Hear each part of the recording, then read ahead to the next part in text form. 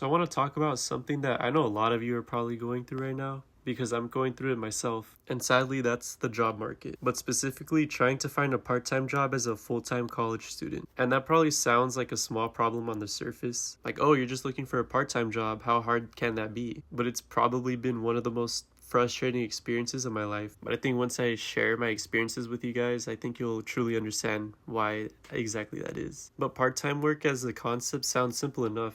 You work less than full-time hours, you have some flexibility, and it fits around your schedule. But I feel like as of recently, part-time is one of the most misleading terms in any job listing right now. Because you'll see a posting that says part-time, and you click on it thinking, okay, cool, this works for me. And then you read the details and it says 10 hours a week or 15 or sometimes 30. Like 30 hours a week listed as part-time. Like, well, at that point, that just becomes full-time with no benefits. And for someone like me who has a very specific schedule and very specific availability, that consistency makes the search 10 times harder than it should be. And let me give you some context on my situation because I think it matters here. So right now, I'm a full-time college student. I spend a lot of time on campus between classes and group projects, all that stuff. And then on top of that, there's homework and studying, which if you're in college, you know that alone can eat up hours of your day, depending on what you're taking. So my availability is limited. And a part-time position is supposed to work with your schedule, and a lot of these requirements are just ridiculous. And by requirements, I mean availability, but I'll get into that later. So last summer, right before my third year of college was about to start, I had to leave my job. And it wasn't because I wanted to, but they would just not work with my school schedule that semester. They were scheduling me almost full-time hours consistently, like close to 35 hours a week. And I could not juggle that with being a full-time college student. So I ended up making the decision to leave because school has to come first.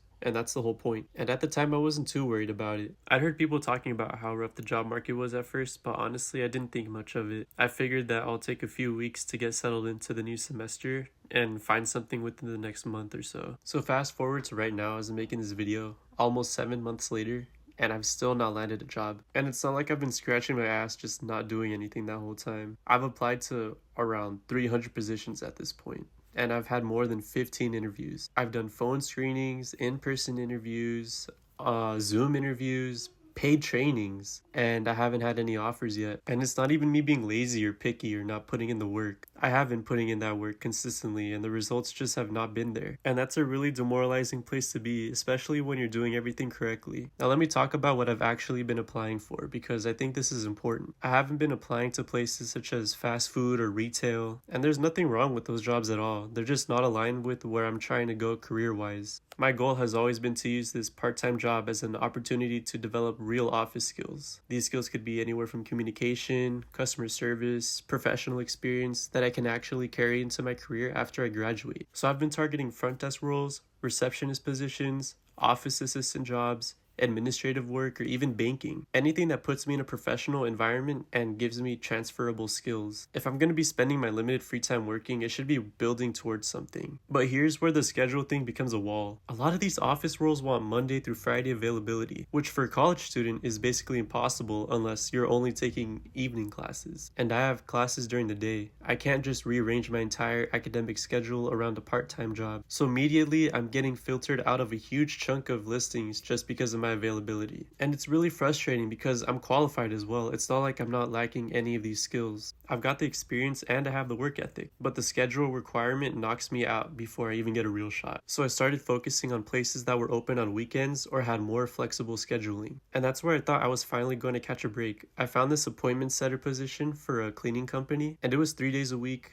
roughly 24 hours, decent pay, and the schedule worked perfectly with my classes. And it was literally 5 minutes away from my house. So I went in for the interview, showed up early, wore business casual clothing, and I came prepared. And the interviewer straight up told me they liked that I showed up early and dressed professionally, and that my experience made a good fit. I left that interview genuinely confident, and I was feeling really positive about it. I was like, fuck yeah, bro, they liked me. All I need to do is just wait for them to call back. But I didn't hear back. A week went by, then 2 weeks went by, and nothing. And then one day, I'm on Indeed just browsing, and I see the exact same job listing posted again. Same company, same position, same everything. And I was irritated. I was like, are you fucking serious? Like, dude, I just wasted that time just showing up and they're not even gonna hire me? Like, they just lied straight up to my face. Like, what was the point of all that? What was the point of just showing up early and having a solid interview and they're just gonna post a listing again like it never happened. But I just shook it off as whatever because I knew it wasn't about me, and I knew I did my best in that interview. So sometimes the companies just do that, I guess. They interview people and then decide to repost for whatever reason. It didn't mean I did anything wrong, so I just moved on. So a couple months go by, I get a phone screening for an office role. It goes well. Then they ask me to come in for an in-person interview. And it's also a training session, which is 3 hours, and it's paid. But this time I'm thinking, okay, this is serious. They're investing time and money into me. They want to see how I actually perform in this role. So I go in confident, do the training. It's pretty straightforward, nothing I can't handle. They pay me when I'm done and tell me that they'll give me a call back the following week. And I've got a good feeling about it, and I'm thinking this is finally it. But to my surprise, nothing. I didn't hear back, no call, no email, no explanation. And yeah, that's pretty much it. But at least I got paid for the training, so I guess it wasn't a total loss, but still, no job offer. And that one hurt a little more because it felt like the most serious process I've been through. And up to that point, I thought I had it. It felt more than a casual interview because I was paid for the training, and it felt like they were serious about it. But obviously they weren't. So a couple months pass, I keep applying. I get a few more interviews here and there. I even applied to positions on campus because I figured that would be the easiest path given my schedule. And I got an interview for an office role on campus. Everything goes smoothly. The interviewer tells me she'll send me an email either way, letting me know the decision. And I appreciated that because at least I got some closure this time. So I wait, and sure enough, the email comes in, and I didn't get it. But here's the part that hit me different. The email said there were over 100 candidates that I was among the top applicants. Out of more than 100 people, I was near the top and I still didn't get it. And that right there tells you everything you need to know about how competitive this market is right now. Being good enough, qualified, or in the top tier of candidates isn't enough. There's just too many people going for too few positions. I think a lot of people have this idea that if you just apply enough and interview well, you'll find something. And that used to be true. That used to be the formula. Work hard, put yourself out there, and something will come through. But you gotta work a little more harder now, so it's a lot more difficult. So a lot of these companies are posting part-time jobs but demanding full availability, which I already touched up upon. All days of the week, no availability, which essentially means they want someone who has no other obligations, no school, no other job, none of that. And they're calling that part-time. That's not even part-time, honestly. That's just on call. And the competition is insane right now. I don't mean just a lot of applicants. I mean, you're competing against people with way more experience. People who've been laid off from a full-time job and are now applying to part-time work just to have income while they're looking for something else. People with degrees and years of professional history applying for entry-level roles. And as a college student with limited experience, I'm going up against all of that. And employers don't even care that I'm building towards something. They just want to see the most qualified candidate on paper, and that's who they're going to move forward with. It's just the reality of it. And a lot of these places simply aren't hiring. Like, they'll have a listing up, but the position isn't really open. Maybe they're building a pipeline of candidates for future openings. Or they're required to post publicly, even when they already have an internal candidate. But whatever the reason is, a lot of these applications just go into like a black hole. You apply, you never hear back, and the listing eventually disappears.